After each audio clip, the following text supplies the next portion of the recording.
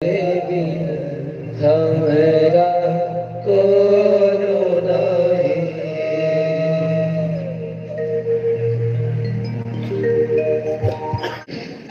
आज सत्संग नहीं है, आज भजन है, प्रार्थना है।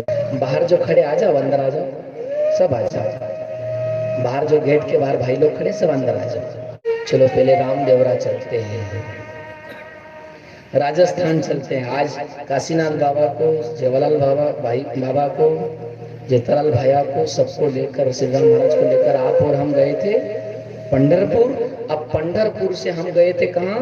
प्रयागराज, जहाँ कुंभ चल रहा है। वहीं पर अब बैठे आप और हम सब कथा सुन रहे हैं भारद्वाज मुनि के द्वारा, याज्ञवल्क्य जी के द्वारा त्रिवेणी संगम पर। आज स्नान भी था वहां पर।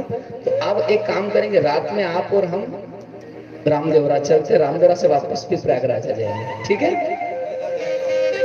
आज से 600 वर्ष पूर्व महाराष्ट्र में जैसे भगवान पंढरीनाथ भगवान का पदार्पण हुआ, भगवान विष्णु का, ऐसे ही 600 वर्ष पूर्व राजस्थान की मरुभूमि में, मरुधर भूमि में, जैसलमेर के पास, पोखरण के पास, जोधपुर से 200 किलोमीटर इधर थोड़ा कम है बाबा का प्रचार प्रसार। भगवान श्री रामदेव जी बाबा रुणीचा के श्याम, जो भगवान कृष्ण के अवतार हुए, बहुत बड़ी कथा है, अब समय नहीं है। राजा अजमाल करके वहां पर एक राजा अजमाल जी हुए, माँ मैना दे, और उनको कोई संतान नहीं थी। वो भगवान के परम भक्त थे। और फिर बाद में राजा होने के नाते कोई संतान नहीं थी, वारिस नहीं था। तो एक दिन वहां पर बारिश हुई अच्छी। राजस्थान में बारिश बहुत कम होती, कभी कभी होती है। चौहान साहब इधर आ जाओ। तो राजस्थान की मरुभूमि में बारिश हुई। राजा अजमाल जी सुबह शौच इत्यादि क्रिया के लिए बाहर गए और वापस आते हैं। और किसानों ने सोचा कि रात में बारिश हुई है, क्यों नहीं अभी आप और हम हल और बखर लेकर जुताई करें, बोवाई करें, क्योंकि बारिश बड़ी मुश्किल से आई है। तो इधर से किसान अपने हल बखर इत्यादि लेकर चलते हैं, कंधे पर लेकर, बैलों को लेकर, और उधर से राजा अजमाल जी सोच दिशा करते हुए वापस आते हैं अपने महल की ओर, अपने नगर की ओर। बहुत सुंदर कथा है, बहुत समय लगेगा, पर थोड़ा समय शुरुआत कर दो, बाद में फिर। तो राजा अजमाल जी को देखकर, जैसे भगवान, ऐसे ही पूरे भारत में 2 ही जगह ऐसी है जहां पर कई लाखों लोग पैदल जाते हैं। एक तो पूरे महाराष्ट्र में भगवान पंढरीनाथ के लिए जाते हैं सारे लोग पैदल, और दूसरा ये महाराष्ट्र में केवल पंढरीनाथ भगवान महाराष्ट्र तक ही सीमित रहे, परंतु रामदेव जी बाबा जो है रुणीचा के श्याम, वो पूरे भारत में जहां भी मारवाड़ी परिवार और राजपूत बंजारा समाज, मेहतर समाज, जो राजस्थान से आया हुआ है, राजस्थान से जितना भी आया हुआ समाज है, वो पूरा भारत का सारा समाज, सब जाति समुदाय के लोग, यहाँ तक कि मुसलमान बंधु भी बाबा रामदेव जी को अपना कुल देवता के रूप में मानते हैं। रामा पीर मक्का मदीना से वहां पर 5 पीर आए थे बाबा की परीक्षा लेने के लिए। बोईता सेठ मारवाड़ी परिवार से, लाखी बंजारा जो हुआ वो भी बालक भर के लेके गया था, वो भी बाबा जी के साथ में परिचय हुआ। बाबा ने वहां पर, लाखी बंजारा ने बाबा के मंदिर पर 1.25 लाख का उस समय कलश चढ़ाया था। उस समय की बात है, 600 वर्ष पहले। तो बहुत बड़ी बाबा की कहानी है, कथा है। तो सभी समाज, हरिजन समाज, खाती जो बोलते, क्या बोलते हैं, सुतार, जितने भी समाज है, सब समुदाय को बाबा ने इकट्ठा किया, सर्वधर्म संभाव की स्थापना की बाबा रामदेव जी ने। तो उधर से राजा अजमाल जी आते हैं, इधर से किसान जाते हैं, और थोड़ी सी एक मानसिकता है लोगों की कि जिनकी संतान न हो उसको इस कार्य करने जाएं तो फिर अब सब माना जाता है, ऐसा सोच है, पर वैसा कुछ नहीं, लोग की सोच है। तो जैसे ही राजा अजमाल जी उधर से आए, ये लोग इधर से खुशी खुशी में जा रहे हैं, और दोनों का मिलन हुआ वहां पर। और जैसे मिलन हुआ, सारे किसान चेहरे लटकाकर वापस घूमने लग गए, वापस आने लगे। जा रहे थे उधर खेत की ओर, वापस गांव की ओर आए। राजा अजमाल जी को अच्छा नहीं लगा। राजा अजमाल जी ने पूछा, भाई बात क्या है? आप तो खेती करने के लिए, बुआई जुताई करने के लिए खेत जा रहे खेत में और बड़ी खुशी से आ रहे थे। मुझे देखकर रिटर्न वापस क्यों हुए? राजा है, बोला भी नहीं जाता, क्या कहें, हम तो जनता ठहरे उनकी। काफी जिद करने के बाद राजा अजमाल जी ने कहा कि आप निश्चिंत होकर बोलो, आप मेरी प्रजा हो, मैं आपका राजा हूं। तो गेरी गेरी बिरखा भाया,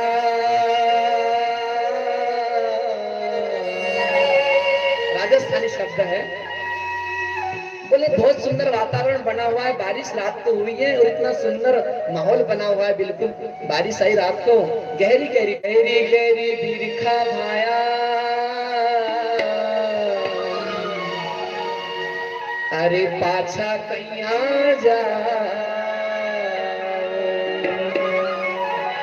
गहरी गहरी बिरखा भाया,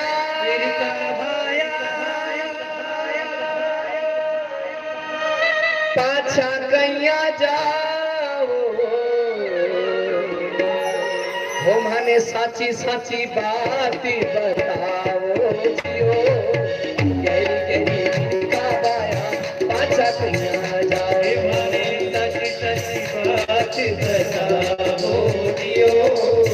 गहरी गहरी बिरखा भाया, पाछा कैया जाओ।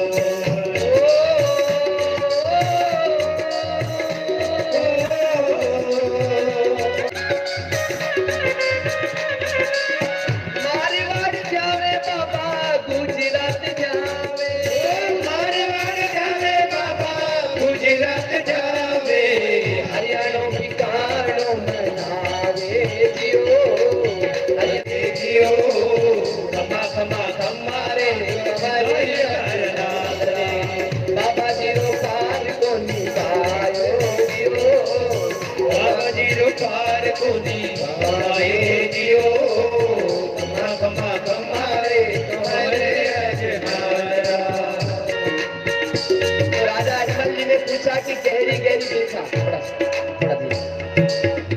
आप लोगों को समझ रहा है क्या? थोड़ा नहीं समझ रहा है?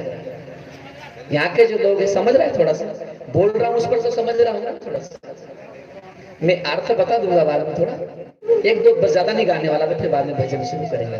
और आपको एक परिचय दे रहा हूँ बाबा का, भगवान श्री रामदेव जी बाबा का परिचय दे रहा हूँ। कथा तो बहुत 3-4 घंटे चलने वाली।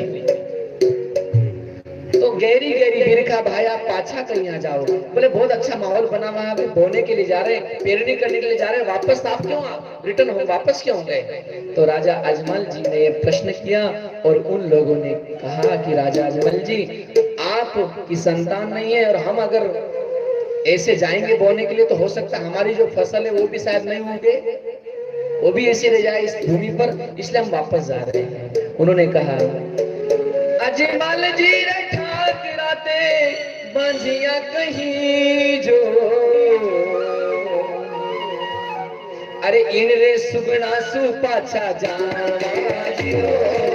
अजमल जी रे ठाकराते बांझिया कहीं जो, इन रे सुगना सु पाछा जाना जियो। कमा कमा कमारे कमरे अजमल बाबा जी रो पार को निभायो जियो, बाबा जी रो पार को निभायो जियो। कमा कमा कमारे कमरे अजमल। राजा अजमल जी ने सुन लिया और किसान भी अपने घर चले गए।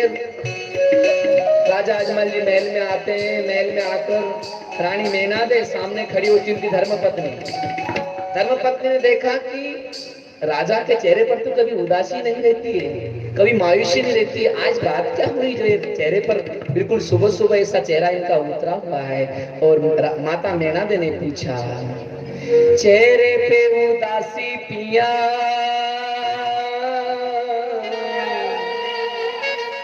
चेहरे पे उदासी पिया, उदासी पिया, नैना नीर आवे, अरे अर्धांगिनी ने साचो साचो कही दो जियो, अर्धांगिनी ने साचो साचो कही दो जियो। कमा कमा कमारे कमरे अजमल बाबा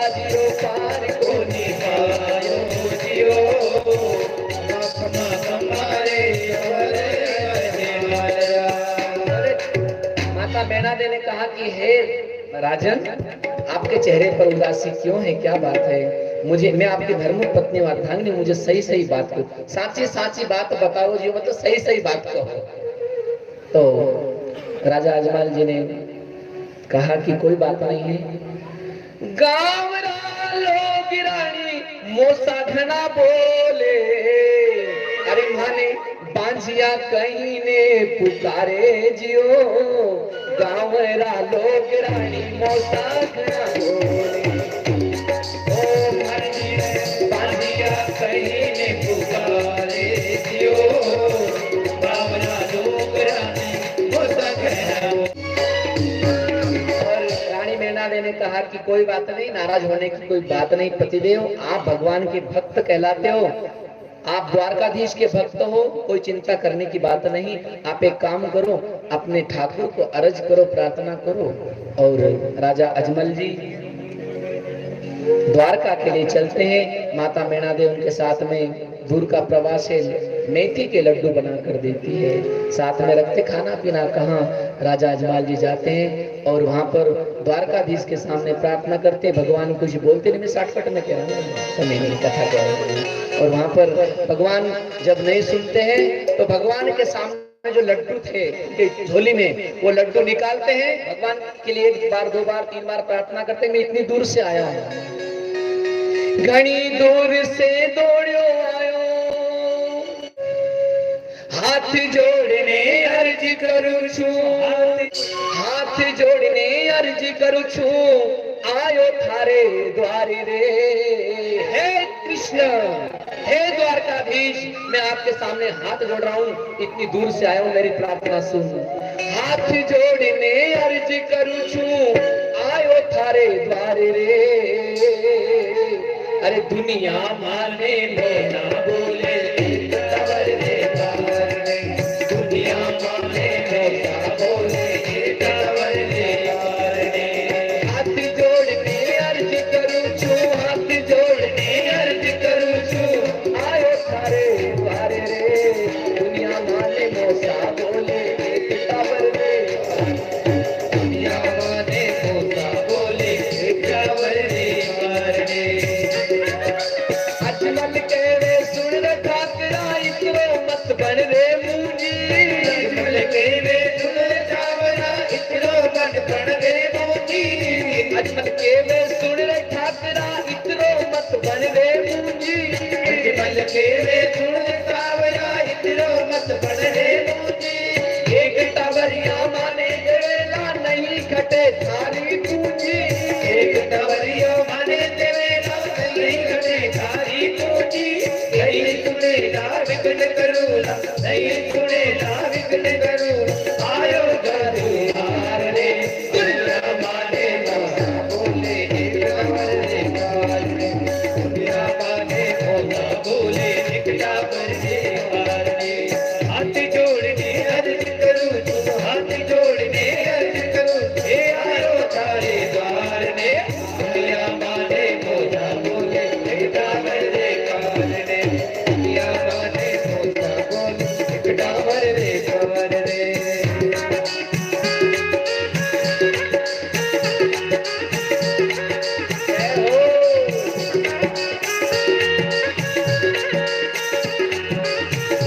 मूरत आगे कहीं डालो, पंडित बोलो सुनो ठाकरा, मूरत आगे कहीं लड़ो, पंडित बोलो सुनो ठाकरा, मूरत आगे कहीं लड़ो, पंडित बोलो सुनो ठाकरा, मूरत आगे कहीं लड़ो, दरिया में कूद पड़ो, सावरिया तू मिलड़ो तो समरिया में कूद पड़ो, इस सागर में पीपा जी ने, इस सागर में पीपा जी ने, सागर में पीपा जी ने, सागर में पीपा जी ने, धार गुजादार ने, दुनिया माने मोसा बोले, तवर रे तवर रे, ओ दुनिया माने मोसा बोले, तवर रे तवर रे। ताली बजाओ।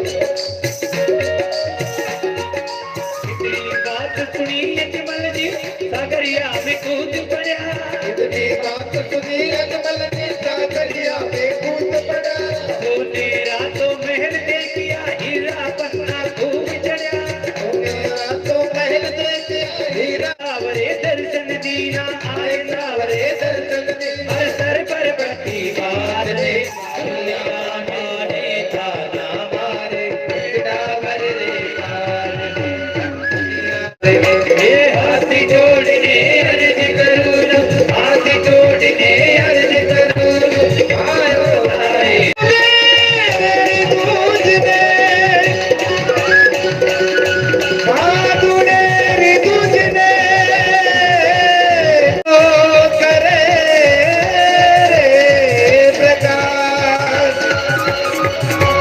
रामदेव बनियाम तू हे राखी जो सदा। बोलो श्री रामदेव जी भगवान की जय हो, द्वारकानाथ की जय हो, कृष्ण कन्हैया जय हो। बोलो रामदेव जी भगवान की भगवान। तो राजा अजमल जी द्वारकाधीश के दर्शन करते हैं, भगवान नहीं मानते हैं, लड्डू की मारते हैं भगवान के सिर पर। और फिर बाद में पुजारी ने देखा कि शायद ये कोई मंदिर में पागल आ गया है, कोई पागल आ गया है, भगवान को मूर्ति को मार रहा है।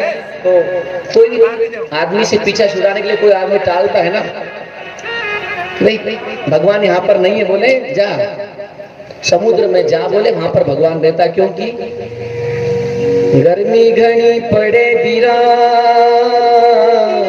सागरिया में सूता, गर्मी घने पड़े बीरा सागरिया में सूता, अरे ठंडी ठंडी लहरा जठे आवे जियो, खमा खमा खमारे तुम्हारे अजमारा। तो वहां पर पुजारी जी अपने राजा अजमल जी पूरी श्रद्धा थी, भावना थी कि अब चाहे जो हो जाए मैं परमात्मा को प्राप्त करके ही रहूंगा। राजा अजमल जी समुद्र में, द्वारका के पास ही समुद्र लगी हुई है, छलांग मारते हैं और वहां पर नीचे जब जाते हैं तो भगवान चतुर्भुज धारण करके माँ लक्ष्मी चरण दबा रही है। बहुत सुंदर दृश्य, और भगवान के सिर पर पट्टी बनी हुई है। राजा अजमल जी ने सोचा कि पूरे दुख का संसार काटने वाला मालिक सबका दुख मिटाता है, उसके माथे के ऊपर पट्टी बंधी है, कारण क्या है? इनको कौन सा रोग हो गया, इनको कौन सा दुख आ गया, इनको कौन सी पीड़ा हो गई जो इनके माथे पर पट्टी बंधी है? फिर अजमल जी फिर पूछते हैं कि हे प्रभु आप तो सबके दुख काटते हो। तो राजा अजमल जी को भगवान कहते हैं कि एक मेरा भोला भाला भक्त था, उसको गुस्सा आया और उसने मुझे लड्डू की मारी, इसलिए पट्टी बंधी हुई है, बोले मेरे माथे। राजा अजमल जी ने कहा भोला भाला नहीं, मैं ही मूर्ख हूँ आपको मारने वाला। परंतु एक बात हुई वहां पर कि हे प्रभु मैंने आपको नहीं मारी, मैं तो मूर्ख को मारी थी, मैं तो मूर्ति को लड्डू मारा था, आपको थोड़ी मारा था। भगवान कहते हैं कि हे अजमल मैं ही वो मूर्त में समाया हुआ हूँ और मैं ही पूरे विश्व में विराजमान हूँ। जल थल अग्नि आकाश पवन में केवल उसकी सत्ता, प्रभु इच्छा के बिना यहाँ पर हिल न सके ये पत्ता, उसी का सोचा यहाँ पे होता, उसकी शक्ति महान, मारने वाला है भगवान, बचाने वाला है। मैं सबदूर व्याप्त हूँ, मैं कण कण में व्याप्त हूँ। कहीं तथाकथित लोग कहते हैं भगवान मंदिर में नहीं है, भगवान मूर्ति में नहीं है, कि भगवान मूर्ति में नहीं है, भगवान मंदिर में नहीं, फिर कहाँ है?